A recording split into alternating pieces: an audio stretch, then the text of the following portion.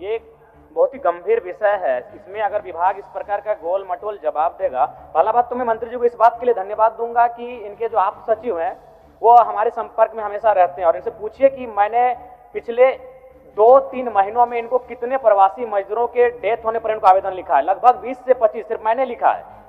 और इनके आप सचिव जो भी हैं उनको मैं इनको धन्यवाद दूंगा कि वो हमारे साथ लगातार कम्युनिकेशन करते हैं। तो इसलिए गंभीर विषय है। और अभी आपको बताया मैंने, विजय कुमार की बॉडी अभी भी रिम्स में पड़ी है। आप भूले नहीं होंगे कि 5 मजदूर जिनको नाइजर में अपहरण किया गया था। तो मैं ये चाहता हूं कि इतना अंतर कैसे, ये आप भी जानते हैं। माननीय मुख्यमंत्री के नेतृत्व में लगभग 12 लाख से 15-16 लाख तक के मजदूर हम लोग झारखंड वापस लाए थे। तो फिर पोर्टल में या फिर जो भी आपका पास डेटा है उसमें 2,19,000 कैसे, इतना अंतर कैसे? क्योंकि इसका मतलब यह है कि 80 से 85% मजदूर जिनका कोई हमारे पास डेटा ही नहीं है, वो क्या कर रहे हैं, कहाँ हैं, किस हाल में है। तो मैं सरकार से जानना चाहता हूं क्या तैयारी है, आप कैसे मैंने उनको निबंधित करेंगे या फिर कैसे उस डेटा को कलेक्ट करेंगे, और जब उनके साथ कुछ अप्रिय घटना घटेगी तो हम कैसे उनको सरकारी सहायता दे पाएंगे, ये मेरा प्रश्न। इसमें सरकार की क्या तैयारी है? माननीय मंत्री जी। अध्यक्ष महोदय, माननीय सदस्य जयराम माथुर जी का कहना लाजमी है महोदय, लेकिन इस पर हम लोग काफी गंभीर है महोदय, क्योंकि मजदूर हम लोग के परिवार के पार्ट है महोदय। और माननीय मंत्री जयराम माथुर जी ने जब भी हमें भी बोला है महोदय, कहीं भी बाहर में या विदेशों में भी कोई घटना घटा है महोदय, तो उसको यहाँ तक लाने में हम लोगों ने पूरा सहयोग किया है महोदय। और जहाँ तक आंकड़े की बात कह रहे हैं महोदय, तो इसको हम दिखवा लेते हैं और इसको जितना जल्द होगा इसको रजिस्ट्रेशन कराएंगे महोदय। और एक सवाल है जादन, मेरा सवाल यह था कि इस राज्य में क्या प्रवासी श्रमिक आयोग का गठन हुआ है? क्या राज्य में प्रवासी श्रमिक आयोग है? माननीय मंत्री जी।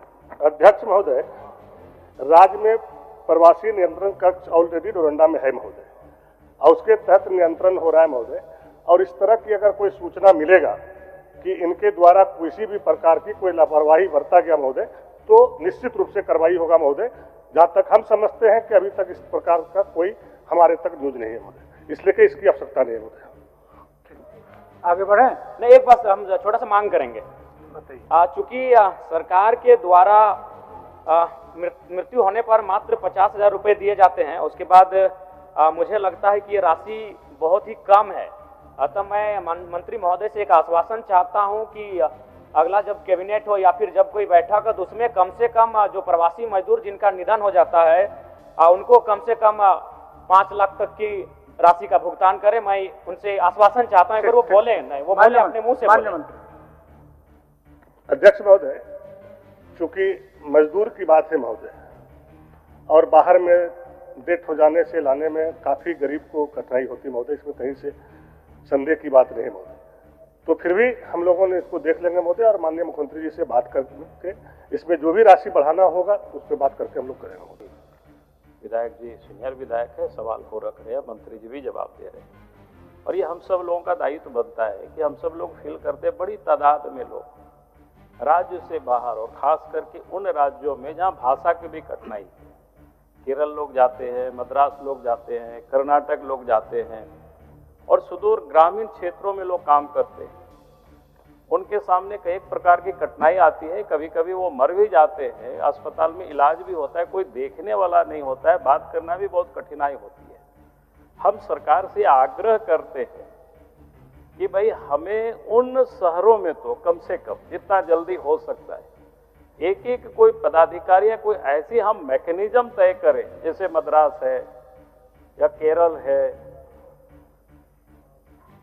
तमिलनाडु, यानी इस प्रकार की जो जगह है जहां भाषा की भी कठिनाई है, तो उन जगहों पर अगर हम लोग मैकेनिज्म तय करेंगे तो कम से कम अगर किसी भी प्रकार की कठिनाई, कोई मर गया, कोई अस्पताल में इलाज कर रहा है, तो भाषा की प्रॉब्लम है उससे वो दूर हो सकता है, लोग वहां संपर्क कर सकते हैं। तो मुझे लगता है कि सरकार को इस मामले में गंभीरता से विचार करनी चाहिए।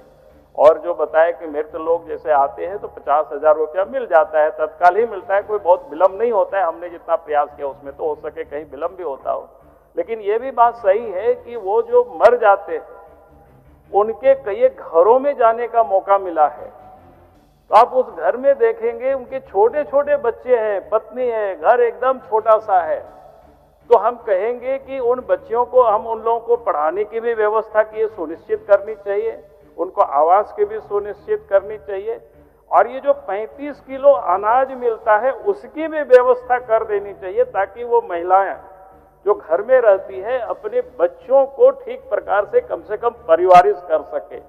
यानी सरकार को एक नीतिगत निर्णय लेनी चाहिए कि इस प्रकार से कोई मर जाते हैं, क्योंकि स्वाभाविक रूप से वो गरीब लोग ही ऐसे जाते हैं और उनका कोई आवास नहीं है, तो तत्क्षण उसकी इस व्यवस्था को करनी चाहिए। तो हमें सरकार को ये सुझाव है, बड़ी गंभीर सवाल उठाया है विधायकों ने, तो हमें लगता है कि हम सब लोगों को इस पर गंभीरता से विचार करना चाहिए, क्योंकि अपने झारखंड के लोग हैं, उनको क्या क्या कठिनाई है, वो कठिनाई को देखते हुए मुझे लगा कि ये सरकार को ये अपने ओर से मैं सुझाव देता हूं। जब हमारी आवश्यकता होगी तो मैं भी आपको इस काम में साथ दूंगा। बहुत बहुत